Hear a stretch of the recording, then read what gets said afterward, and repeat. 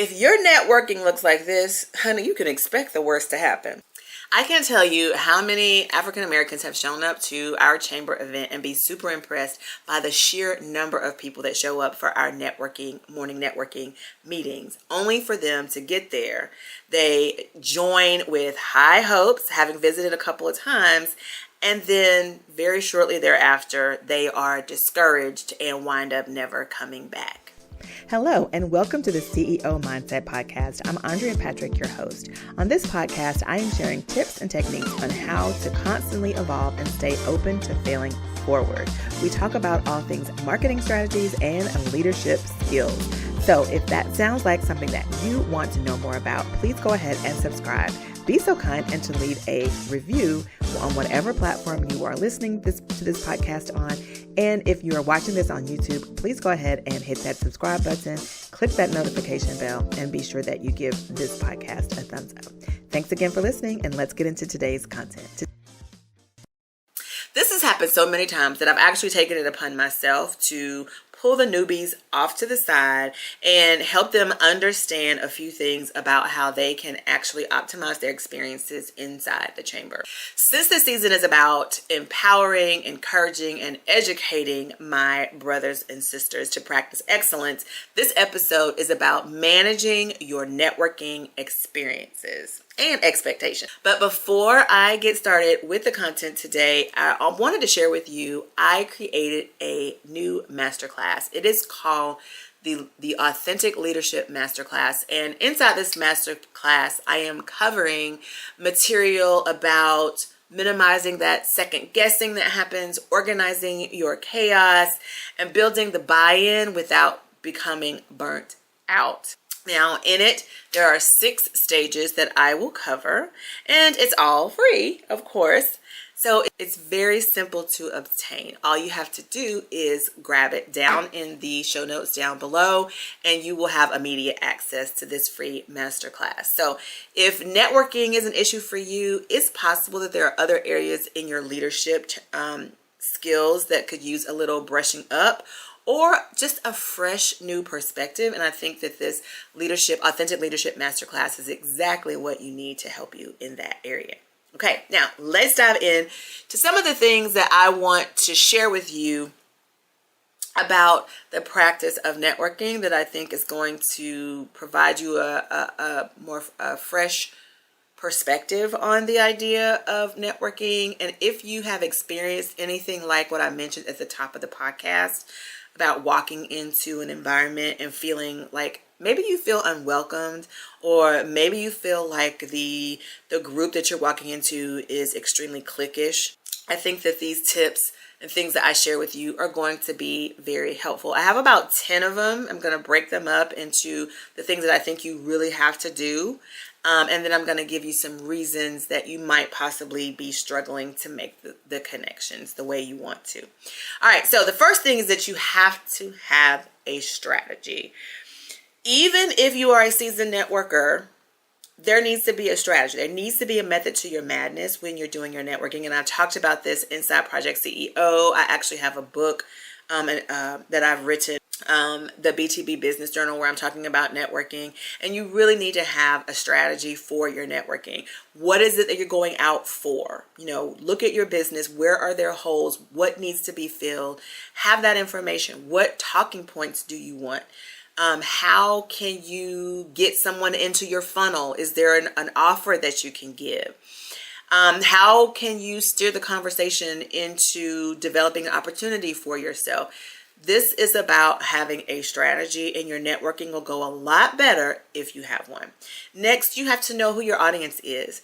When you go out networking, it's not necessary for you to talk to everyone in the room. It is necessary for you to have a strategy, and then be able to identify quickly the people who will fit into that strategy. If not for the purpose of selling to them, but maybe it is for the purpose of referring them to someone or adding value to them in some way. And it's quite possibly that maybe you want to just build a relationship with someone because you feel like they will be a good referral feeder to you because they maybe operate within the same industry, but just in a different way. You have to know who your audience is going into these networking opportunities. Next, you must practice active listening. This was an issue that I had. I am being so honest. I'm sure you can tell just from watching me, if you've watched me for any period of time or listened to me on the podcast for any period of time, I am sure that you can recognize just how much I like to talk. And so I've had to practice being quiet, listening, and not just listening and trying to figure out what I'm going to say next, but really paying attention, actively listening, and being able to feedback or give back what they gave you to show that you were actually paying attention. What I hear you saying is, or wow, I like that you mentioned blah, blah, blah, before you try to get your point out, right? If you've done the first part, created a strategy, you already know what your talking points are, and you already know how you can guide the conversation into developing an opportunity, so you don't have to be thinking about your reply as someone else is talking. You can actually practice active listening. Next, you must follow up and schedule one-on-ones. If you are doing any networking and you are identifying those people that could serve you in your business, that you may be able to partner with, that you may be able to get referrals from, follow up with them. If you get their card, follow up with them when you get home. It was great meeting you. I enjoyed our conversation. Here's a link to my calendar. I would love to sit down and learn more about your business, and set the tone. Create, an opportunity to sit down with them over coffee or over lunch or over breakfast to get to know them and their business, and then share more of your business and yourself with them as well. The biggest thing here is that you have to be clear about the value you're bringing to the table. Okay. And I have a second one here, and it is to not a second one. I've been talking about this. It's like 5 already. So this would be number 6. Also, identify the right networking group for you before you commit. If it's a chamber, if it's another networking group like BNI or Master Networks, or a local organization that is doing a networking event, when you visit, survey the room and determine whether or not it's the right group of people. You may be in the wrong group of people. And I actually have a quiz. It's my Stages of Entrepreneurship quiz. I will link it down in the show notes because it does a great job in helping you identify the stage of bossing, that's what I call it, that you're in, and who you should be talking to and identifying with within that stage. For years, I was bossing in the wrong stage, and it's not because I didn't know better. It was because I really had a heart to serve a certain group. And it just took me some time to come to terms with the fact that the group that I truly wanted to serve wasn't ready for what I had. So I had to start bossing in the right group. So I had to identify that group. And it's a little bit harder to break into, but it's definitely worth learning and doing the work to get where I need to get in order to serve that audience. But if you're finding that you are not getting any business and your networking isn't working, it could possibly be that you are trying to serve the wrong group of people and you're bossing in the wrong stage. So the quiz, it's free quiz, and you get your results sent to you in your inbox. And it really goes a long way in helping you. It's only 5 questions, but it does a really good job in helping you to identify sort of what stage you're in with your business and sort of who you need to be talking to with your networking, who you need to be trying to do business with. Is going to help you, right? So I would do that. Now, so grab that down below. I will put the quiz down below for you to take. It's excellent. Here are some reasons that I do think you might be struggling to make connections. And again, I'm not telling you about something that I heard. I'm telling you about something that I know. And figuring these things out really has made the difference in my networking. And I don't even have this down here, but I'm going to say it. But it is having a mindset shift. It is a mindset shift. And at the top of this episode, I talked about people who walk into these chamber events, these chamber groups or networking groups with an expectation that they're going to sell, because they see so many people, like, oh my gosh, it's so many people in the group and it's so many opportunities for me to sell my product or my service. That mindset shift, there's a mindset shift that needs to happen. Walking into these organizations with the mindset that you're going to sell people on what it is you have is the wrong approach. Because from my experience, those people who are in those groups have been there for an extended period of time. They have developed relationships with one another. They have developed the know, like, trust factor. They are comfortable working with the people that have been there for years. You showing up 1 day, 2 day, 1 or 3 meetings is not going to do the trick in building that relationship and that rapport. So you have to have a mindset shift. I have 6 R's of scalability that I talk about in my content. Being recognizable, which means you have to put some work in. So much so that people recognize your value without you being in the room. They recognize that it's you. When you put content up, they recognize the content as yours. That means there has to be a lot of effort on your part to become recognizable. Next, there has to be a reputation. There has to be some proof of purchase. There needs to be social proof where people can look back and say, wow, this person has a reputation of greatness. This person has a reputation of getting the job done. This person has a reputation of being professional. This person has a reputation that her customers' experience are so positive. Even if you're the most expensive person on the block, sometimes your reputation is going to get you a seat at the table. Next, you want to develop relationships. So how can you get a reputation? How can people learn that you're awesome before they have a reputation with you? Well, because you have serviced other people and the other people are talking about you and they just heard it through the grapevine. Or it could be that you are showing up at that networking group and you have sort of submerged yourself in the group, and you are showing your value by finding ways to be involved in what's going on in the group. I'll tell you, in my chamber, I am one of the ambassadors, and I help with retention. I go out and I talk to our members and I help them navigate their benefits. I help answer questions for them and give them what they need so that they feel comfortable and want to stay within the chamber. I do that on a voluntary basis. I got into the chamber, plugged myself in. I went through the leadership program. I got to know people in the community. I offer my services, and I have low-hanging fruit that's free content and valuable information that people have learned and can appreciate. And so now I have a reputation. Okay? Then from that, you're going to get people who want to be in relationship with you just because they know that you can bring the heat, you can bring the value. And so that's how relationships are formed, because again, you are following up and you're doing those one-on-ones, and so you're building relationships. So it's important for you to change your mindset when you first walk in. Next, you have to know your brand narrative. And a lot of reasons why you're struggling is because you don't have a brand narrative. You don't know how you connect to your business. You don't have a story that you can tell, that you can latch onto and connect to the value that you're bringing to the table and the solution that you have to the person. If you don't have a narrative, then you can't tell a story. It can't be conversational, and it's going to come off salesy. So you need a brand narrative. And if you don't have one, that could be part of the reason why you are struggling to make connections, because it needs to be conversational. It needs to be organic, this relationship building, this rapport building. And all of that happens, and know, like, trust factor. That's what has to happen before you make that connection, that conversion. The next struggle that you may be having is that your 30 seconds pitch that you typically give at networking events is not clear and concise.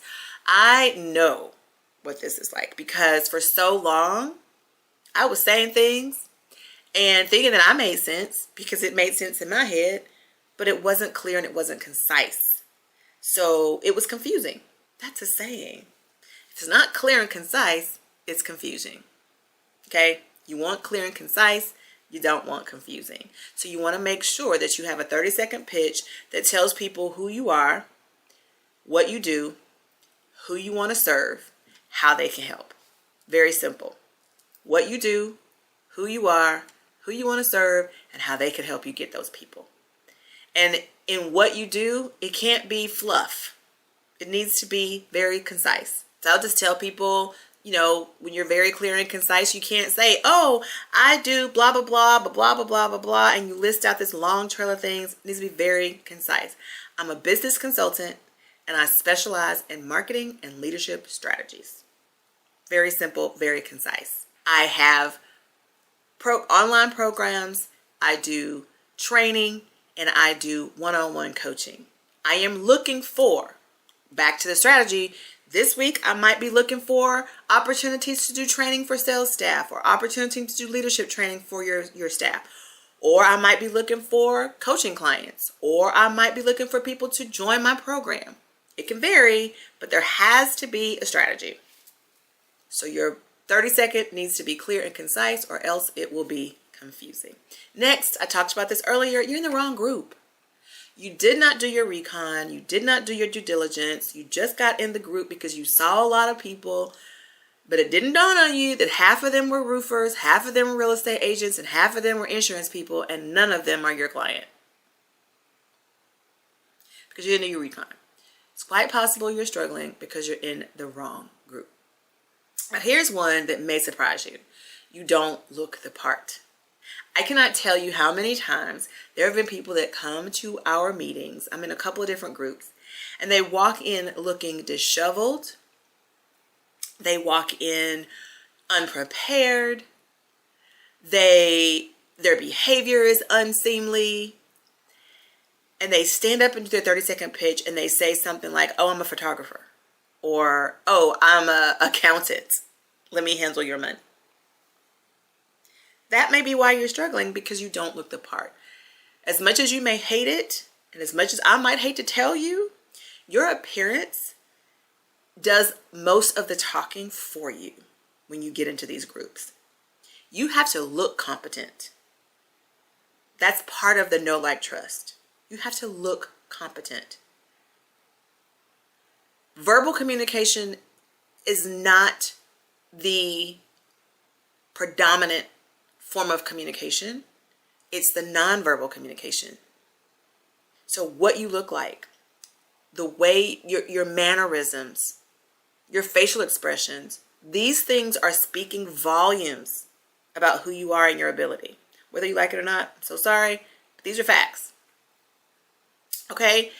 And then the next issue that you might have, and another reason that you may be struggling, this is the last one that I'll give you, is that you don't have a presence or a reputation online. I'll tell you a story. Years ago, I was at a networking event, good friend of mine, same industry, and we were, at this networking event, and a guy asked me for my Instagram. He didn't want a business card. He just wanted to know, what's your Instagram? So I shared with him my Instagram. He immediately, in front of me, goes and checks it out. Okay? So after he checked out my Instagram, he asked me for my information, a business card, so we could connect.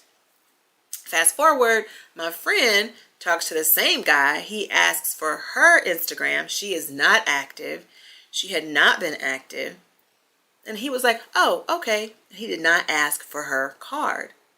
Not having a presence or a reputation online could also be a really big reason as to why you are still struggling to make connections. In this day and age, you have to have a social media presence. It's just the way it is. It's kind of a business card these days. All right, like I said at the beginning of this podcast, if you have been walking into networking opportunities with the hopes that you are going to be able to just sell, but instead you have been let down, I suggest that you think about adjusting one or all of the points that I made in this episode. In my experience, the day of selling things, those days are over. People giving you their business and sharing referrals with you, people who want to actually purchase from you. Listen, They are doing it based off of relationship. Your logo's not going to do it. Your website's not going to be enough. They're doing it off of relationships. So you're going to have to change your mindset and start thinking about how you can become more recognizable, build a reputation for yourself, and start building those relationships. That's just important. It's highly, highly unlikely that you'll earn anybody's business just from showing up and like just listing the benefits and of doing business with you or what your product or service has to offer. Just because you share that doesn't mean someone's going to want to do business with you. Odds are, if you're in a networking group, there are 10 other people that do the exact same thing that have been in the group longer than you have, and they already have their relationship. So that's just one strike against you right there. So you can't come in guns blazing selling because they already have somebody for that. The difference that is going to be made is the relationship. That's your differentiator. You are your differentiator, not the product or service that you sell. Now, the network circuit is really about observation and commitment. People want to see you regularly and they want to feel your commitment to the group and to them. So if you enjoyed this podcast episode, you're definitely going to benefit greatly from the video I did recently called Why Scaling for Success Feels So Hard. I think it'll be a great companion to this episode and the networking tips that I shared with you today. All right. Now, go ahead, if you have not already, subscribe to the podcast wherever you're listening. If you're watching on YouTube, subscribe to my channel. They will be posted here every Tuesday. And go ahead and leave a comment or a review of the podcast, because if you're listening to this on a platform, those reviews are very helpful for other people who are looking for content like this. And if you are watching this on YouTube, those comments are going to show people that the content you heard or you saw was valuable and that they should stop in. And it also lets YouTube know, hey, they liked it. So I hope you stuck around to the end.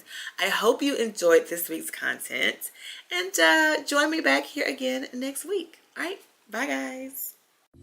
That does it for today's episode of the CEO Mindset Podcast. Remember, this is the place to be to find the intersection between your personal life and your business life so that they coexist. It's also where you learn how to consistently evolve and be open to the failures that happen, be open to the opportunities, be open to the opportunity for change. Make sure you are subscribed. Leave your comments below about today's episode if you have any questions, comments, concerns. I want to hear all about them, and I want to hear how you are using what you hear to grow your business, live the life you love, and have that quality of life that we are all looking to achieve. All right, guys, don't forget to follow me over on Instagram, AF Patrick. Definitely subscribe to my YouTube channel, Andrea Patrick Official.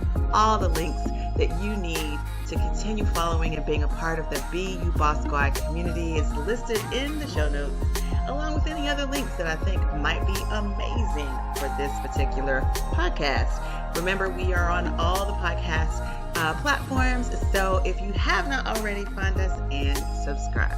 See you again next week.